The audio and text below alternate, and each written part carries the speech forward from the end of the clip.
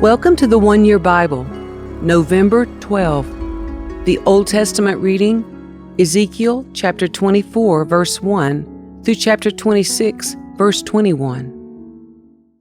On January 15, during the 9th year of King Jehoiachin's captivity, this message came to me from the Lord. Son of man, write down today's date, because on this very day, the king of Babylon is beginning his attack against Jerusalem. Then give these rebels an illustration with this message from the sovereign Lord. Put a pot on the fire and pour in some water. Fill it with choice pieces of meat, the rump and the shoulder, and all the most tender cuts. Use only the best sheep from the flock, and heap fuel on the fire beneath the pot. Bring the pot to a boil and cook the bones along with the meat. Now this is what the sovereign Lord says. What sorrow awaits Jerusalem, the city of murderers. She is a cooking pot whose corruption can't be cleaned out. Take the meat out in random order, for no piece is better than another. For the blood of her murders is splashed on the rocks. It isn't even spilled on the ground where the dust could cover it. So I will splash her blood on a rock for all to see, an expression of my anger and vengeance against her. This is what the sovereign Lord says. What sorrow awaits Jerusalem, the city of murderers. I myself will pile up the fuel beneath her. Yes, heap on the wood. Let the fire roar to make the pot boil. Cook the meat with many spices, and afterward burn the bones. Now set the empty pot on the coals. Heat it red hot. Burn away the filth and corruption. But it's hopeless. The corruption can't be cleaned out. So throw it into the fire. Your impurity is your lewdness and the corruption of your idolatry. I tried to cleanse you, but you refused. So now you will remain in your filth until my fury against you has been satisfied. I, the Lord, have spoken. The time has come, and I won't hold back. I will not change my mind, and I will have no pity on you. You will be judged on the basis of all your wicked actions, says the sovereign Lord. Then this message came to me from the Lord. Son of man, with one blow I will take away your dearest treasure. Yet you must not show any sorrow at her death. Do not weep. Let there be no tears. Groan silently. But let there be no wailing at her grave. Do not uncover your head or take off your sandals. Do not perform the usual rituals of mourning or accept any food brought to you by consoling friends. So I proclaimed this to the people the next morning, and in the evening my wife died. The next morning I did everything I'd been told to do. Then the people asked, "What does all this mean? What are you trying to tell us?" So I said to them, "A message came to me from the Lord, and I was told to give this message to the people of Israel. This is what the sovereign Lord says. I will defile my temple, the source of your security and pride, the place your heart delights in. Your sons and daughters whom you left behind in Judah will be slaughtered by the sword. Then you will do as Ezekiel has done. You will not mourn in public or console yourselves by eating the food brought by friends. Your heads will remain covered, and your sandals will not be taken off. You will not mourn or weep, but you will waste away because of your sins. You will groan among yourselves for all the evil you have done. Ezekiel is an example for you. You will do just as he has done. And when that time comes, you will know that I am the sovereign Lord."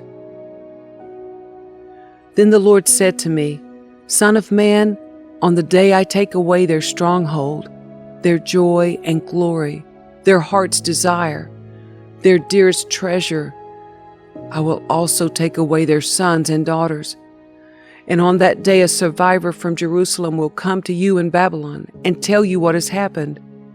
And when he arrives, your voice will suddenly return so you can talk to him, and you will be a symbol for these people. Then they will know that I am the Lord. Then this message came to me from the Lord.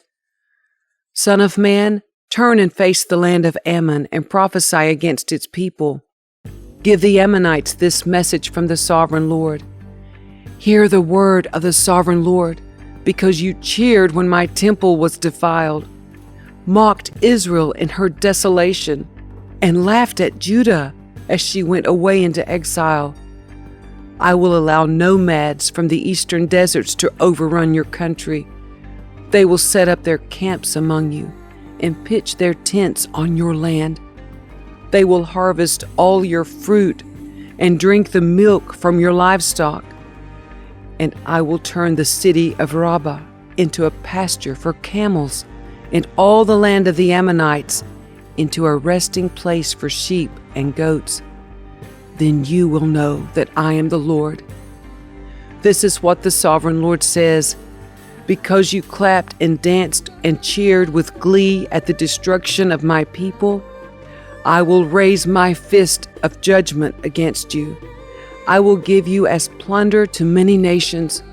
I will cut you off from being a nation and destroy you completely. Then you will know that I am the Lord. This is what the sovereign Lord says.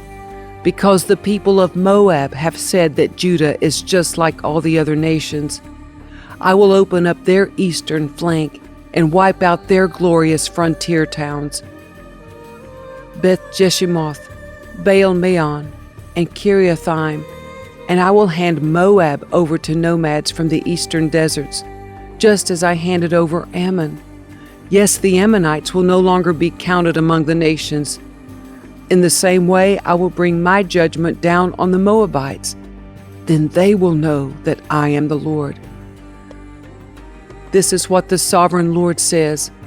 The people of Edom have sinned greatly by avenging themselves against the people of Judah.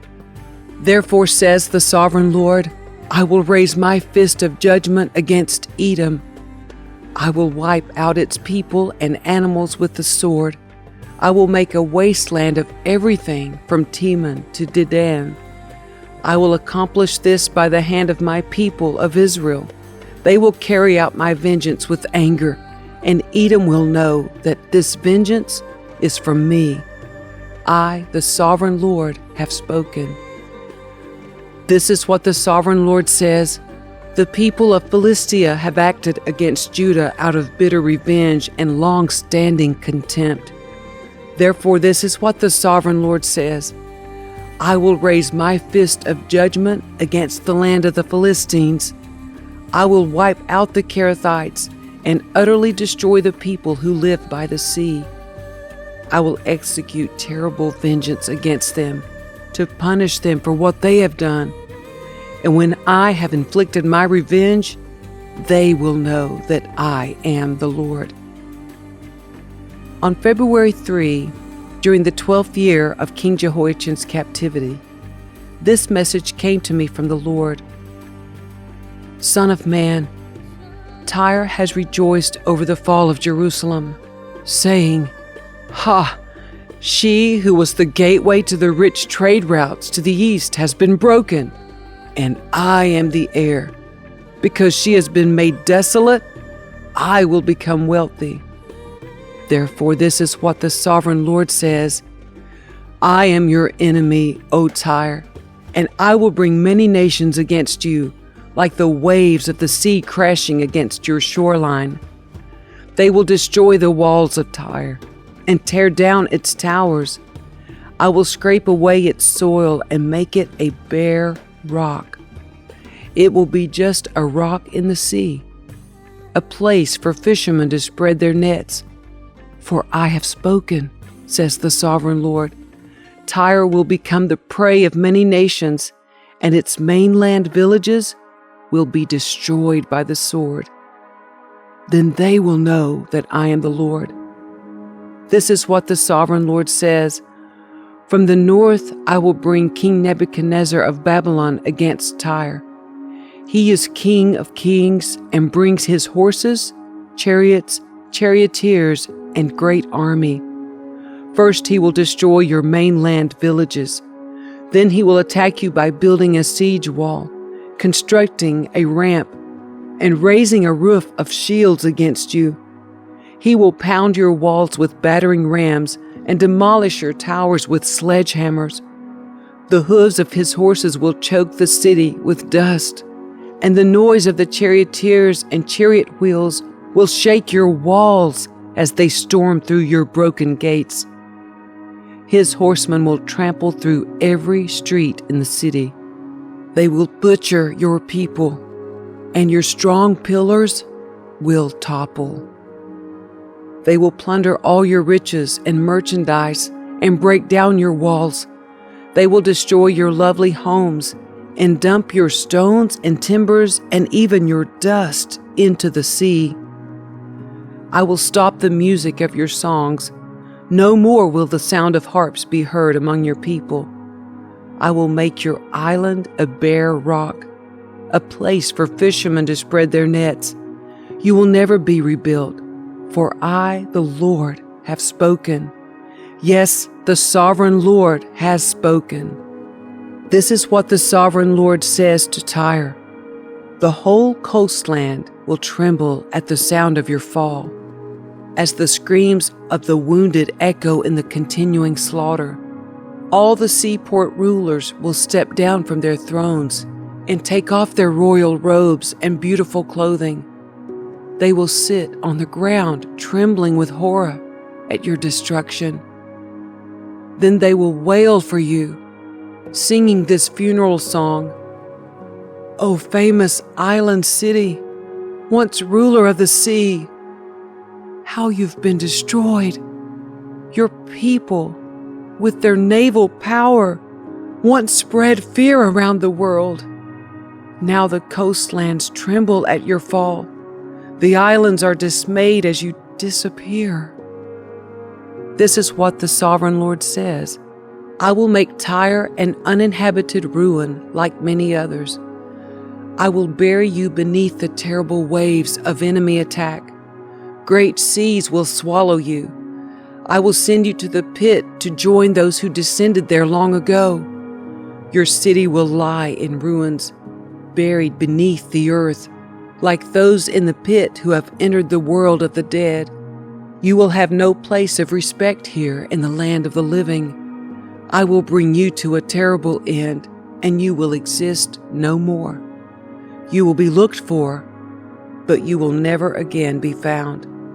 I, the sovereign Lord, have spoken.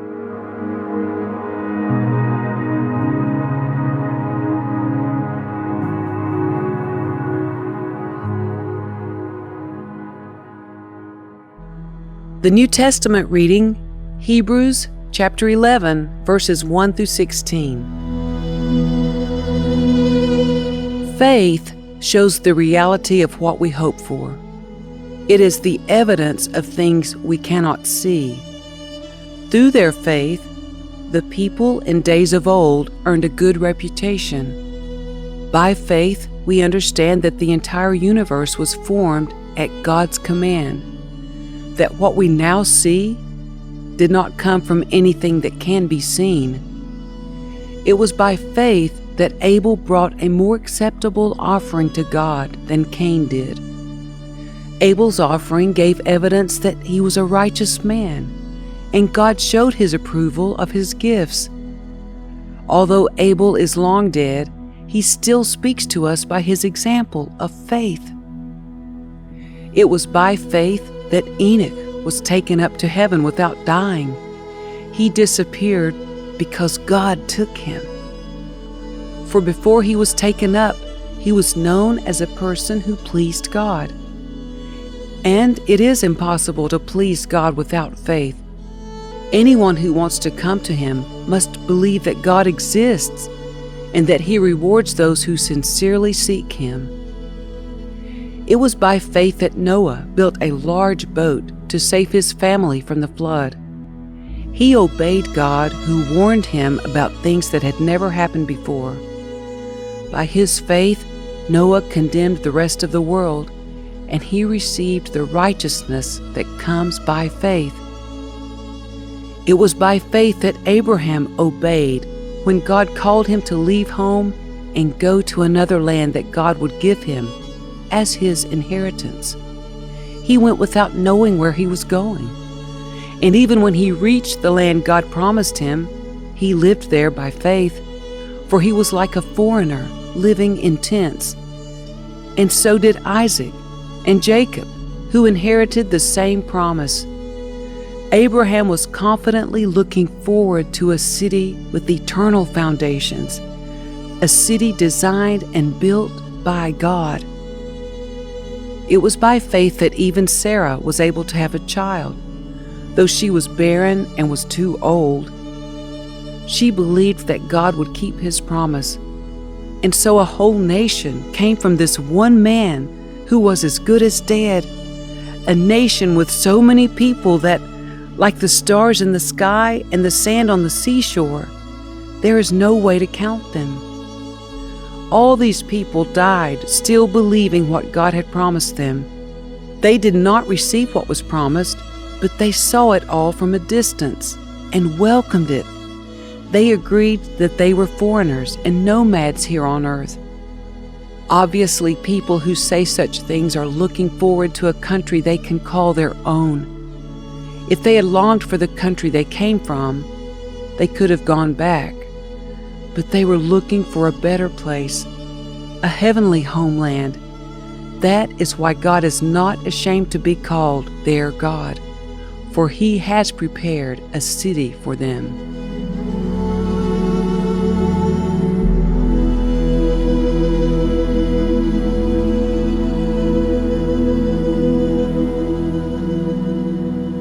Psalm 110, verses 1 through 7.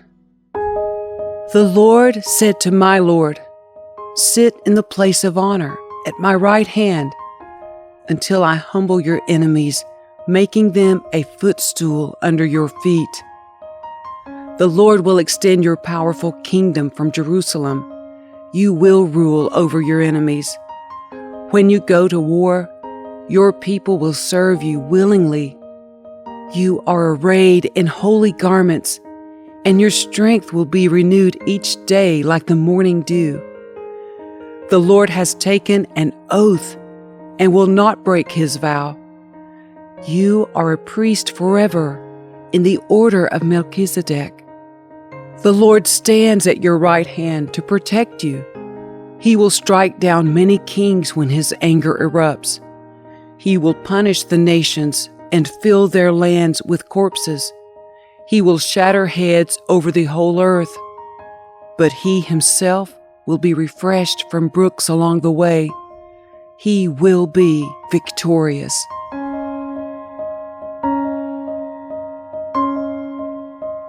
Proverbs 27, verse 14.